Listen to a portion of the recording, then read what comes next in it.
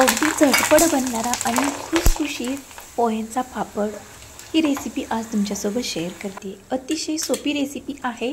कमी साहित्य आणि कमी मेहनत या रेसिपीला लागणार आहे। तर झटपट बनणारी रेसिपी आहे। मग चला आपण आता रेसिपीला सुरुवात करूया। तर इथे मी घेतलेलं आहे पोहे। तर जे आपण कांदे पोहे खातो तेच हे पोहे आहेत। तर जाडे पोहे आपल्याला इथे वापरायचे आहेत। तर ह्या वाटीने मी 2 वाटी पोहे घेतलेले आहेत। तर 2 वाटी पोह्यांचं प्रमाण घेतलेलं आहे। तर आता आपण इथे मिक्सरचं भांडं घेणार आहोत। तर मिक्सरच्या भांड्यामध्ये आपण थोडे थोडे पोहे घालून याची फाईन पावडर बनवून घ्यायची आहे। आपल्याला जेवढी बारीक होईल तेवढी आपल्याला ही बारीक करायची आहे। तर इथे मी 1 वाटी पोहे बारीक केलेले आहेत। तर बघू शकता तुम्ही अशी तांदळाची पिठी असते तशीच ही पावडर बारीक झालेली आहे पोह्यांची। तर हे पोह्यांचं पीठ आता आपण एका डिशमध्ये काढून घेऊया आणि जे राहिलेलं पोहे होते तेही मी इथे आता बारीक करून घेतलेलं आहे।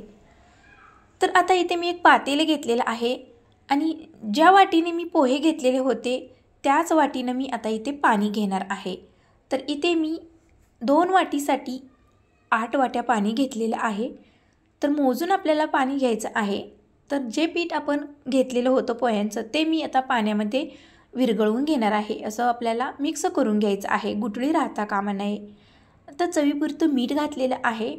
तर पाणी आपल्याला गरम करायचं नाही पहिल्यांदा, थंड पाण्यामध्येच आपल्याला पोह्यांची पिठी अशी मिक्स करून घ्यायची आहे, म्हणजे त्याच्या गाठी बनणार नाहीत। आणि नंतर मी इथे 2 चमचे तीळ घेतलेले आहेत, तीळ घालायचे आहेत। तर आता गॅसवरती पातेलं ठेवलेलं आहे। तर गॅसवरती पातेलं ठेवायच्या आधी मी थंड पाण्यामध्येच पोह्यांची पावडर मिक्स करून घेतलेली होती, म्हणजे त्या गाठी होणार नाहीत म्हणून आपल्याला पहिल्यांदा मिक्स करून घ्यायचं आहे। तर आता आपण मिक्स करायला सुरुवात करूया। गॅसची फ्लेम आपल्याला हाय ठेवायची आहे, मोठी ठेवायची आहे। जोपर्यंत उकळी येत नाही तोपर्यंत आपल्याला हे मिक्स करत राहायचं आहे, जेणेकरून ते खाली लागणार नाही। शक्यतो हे पोह्यांचं मिश्रण आहे त्यामुळे खाली लागत नाही आणि गाठीही बनत नाहीत। असं कंटिन्यू आपल्याला हलवत राहायचं आहे। तर बघू शकता मिश्रण असं हे आळायला लागलेलं आहे, म्हणजे ते एकसंध व्हायला सुरुवात झालेली आहे। तर शिजण्यास सुरुवात झालेली आहे। तर पटकन हे शिजले जाते, खूप काही वेळ लागत नाही। तर सतत हलवत राहायचं आहे आपल्याला हे पीठ। तर अजून एकदा चेक करूया। तर हे मिश्रण शिजत आलेलं आहे, पूर्णपणे शिजलेलंच आहे। तर अशी पळी आपण वरती पकडायची आहे आणि त्याचा असं लाईन मारायची आहे। तर हे मिश्रण आपलं शिजून तयार झालेलं आहे, घट्ट झालेलं आहे आणि चकाकीपणा आलेला आहे। तर आता आपण हे पापड बनवायला घेऊया। तर मिश्रण जसे थंड होईल तसे हे पीठ आळले जाते, म्हणजे असे घट्टसर होते। तर हे परफेक्ट कन्सिस्टन्सी झालेली आहे पापड बनवण्यासाठी, तुम्ही बघू शकता। तर हे पीठ शिजलेलं आहे। तर आता पळीने आपण हे पापड असे सोडूया।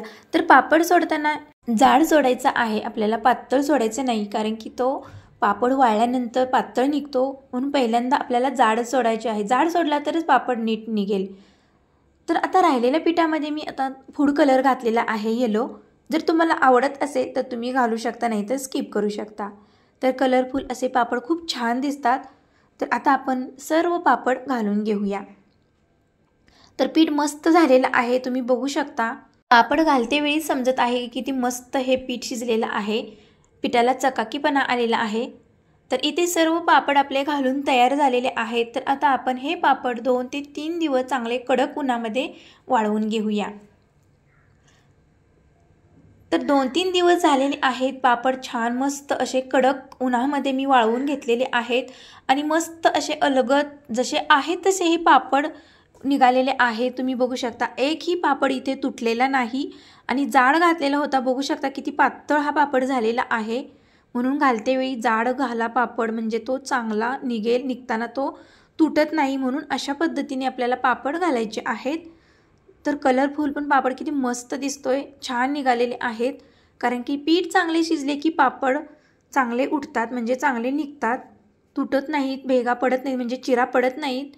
तर अशा पद्धतीने तुम्हीही नक्की ट्राय करा पोह्यांचे झटपट पापड।